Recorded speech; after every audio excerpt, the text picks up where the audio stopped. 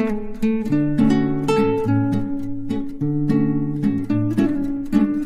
यीशु मसीह की hallelujah, hallelujah. आज का टॉपिक है बच्चों को मेरे पास आने दो। हालेलुया।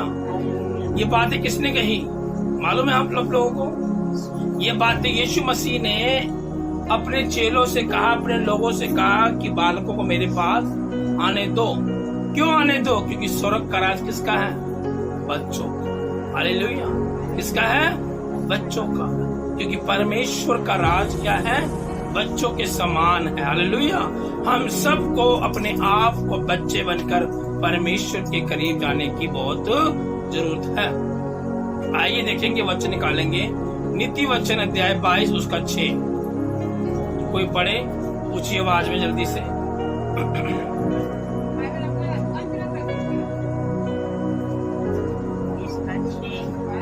हाँ जल्दी से।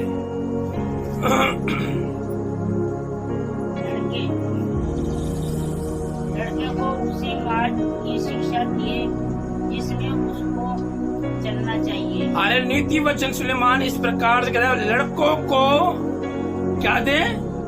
वही शिक्षा दे जिसको उस मार्ग पर चलना है। Hallelujah, hallelujah. और आगे, और वे बुढ़ापे में भी उससे न हटेगा, और वो बुढ़ापे तक उस शिक्षा को नहीं भूलेगा। हालेलुया। हम सब जानते हैं, हम बच्चे वाले लोग हैं, हमारे परिवार में बच्चे हैं। हालेलुया। लेकिन यहाँ परमेश्वर अपने शब्दों से कह रहा है कि बच्चों को वो शिक्षा दे जिस पर बच्चों को चलना है। हालेलुया। क्या हम जान सकते हैं कि हमारे बाद हमारे बच्चे प्रभु की सेवा करेंगे? हालेलुया। क्यों नहीं जानते? क्योंकि हमने उन बच्चों को अब तक वो शिक्षा नहीं दी। हालेलुया। जो शिक्षा हमने पाई थी, लेकिन प्रभु का वचन हमारे अंदर आया तो हम प्रभु के लिए अपने आप को अर्पण कर दिए। लेकिन जो आने वाले हमारे बच्चे हैं, क्या वो प्रभु की महिमा करेंगे?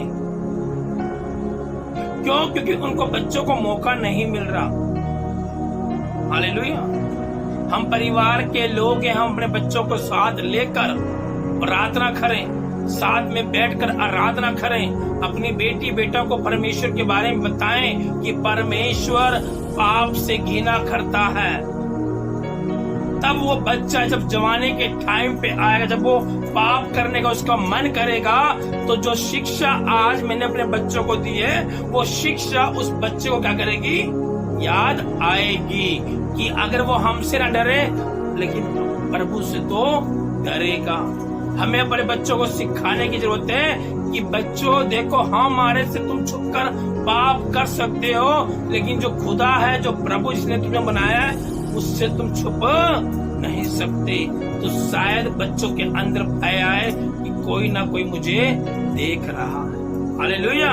क्या कह रहा है? बच्चों को वही शिक्षा दे जिस पे उसको चलना है। कई बार हम अपने बच्चों को वो शिक्षा नहीं दे पाते जिस पर उन्हें चलना है। हालेलुया।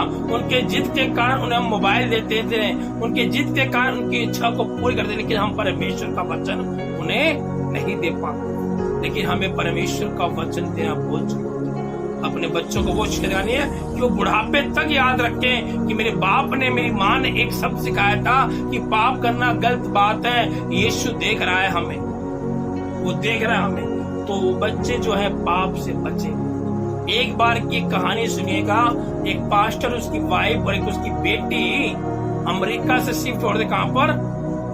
इंडिया में आ रहे थे। कहां थे?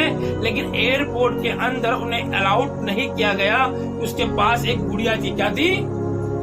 गुड़िया थी। उसने कहा ये गुड़िया इस फ्लाइट में नहीं जाएगी, आपको इस गुड़िया को यहीं छोड़कर जाना है। वो लड़की रोती रही, लेकिन उसने पिता ने कहा बेटा एक चीज ध्यान रखना है कि गुड़िया परमेश्वर आपको इंडिया में दे सकता है। वो जैसी लड़की इंडिया में आई, अब मुझे दो गुड़िया, उसने कहा बेटा परमेश्वर के सामने अपने आप को तो बोलो कि परमेश्वर मुझे वो चीज चाहिए, परमेश्वर आपको देगा। उस दिन से वो लड़की 3 महीने तक उस प्रार्थना करती, प्रभु मुझे जैसी मेरे पास गुड़िया थी, डोल थी, मुझे वैसी चाहिए, मुझे वैसी चाहिए। उसकी प्रार्थना बंद नहीं हुई, उसकी प्रार्थना। लेकिन अगर उस जगह पर हम लोग होते तो शायद उस प्रार्थना को करना बंद कर देते। लेकिन वो लड़की 3 महीने से प्रार्थना करते करती रही। लेकिन एक दिन जिस मिनिस्ट्री ने उनको बुलाया था, उन्होंने उस लड़की के जन्मदिन पर आए तो वो सेम टू सेम वैसी गुड़िया को लेकर आए, जो गुड़िया को वो 3 महीने पहले छोड़ के कहाँ आई थी, एयरपोर्ट। हालेलुया। और जैसी वो गुड़िया लेके आते हैं पैक कर, जब गुड़िया को खोलती है तो सेम टू सेम वैसी मिलती है। ना वो केक काटती है, ना उस अंक का धन्यवाद करती है। धन्यवाद से करती है प्रभु का। हालेलुया। ये प्रभु मैं धन्यवाद करती हूँ कि तूने मेरी मांगी चीज को तूने मुझे दिया। यानी कि सिखाता है कि बच्चों को वही शिक्षा दो वो बुढ़ापे तक याद रखने पाए, वो बच्चे देखने पाए। ये बताओ कि परमेश्वर से मांगो, परमेश्वर आपको देगा, परमेश्वर आपकी जरूरत को पूरा करेगा। एक चीज ध्यान रखना, बच्चों की प्रार्थना परमेश्वर जल्दी सुनता। जिस घर में बच्चे हैं उन्हें कहें कि आप प्रभु से प्रार्थना करें परिवार के लिए, अपने घर के लिए, ताकि परमेश्वर उसको सुने और आपके घर में आशीष आने पाए। आप सबको जय मसीह की। God bless.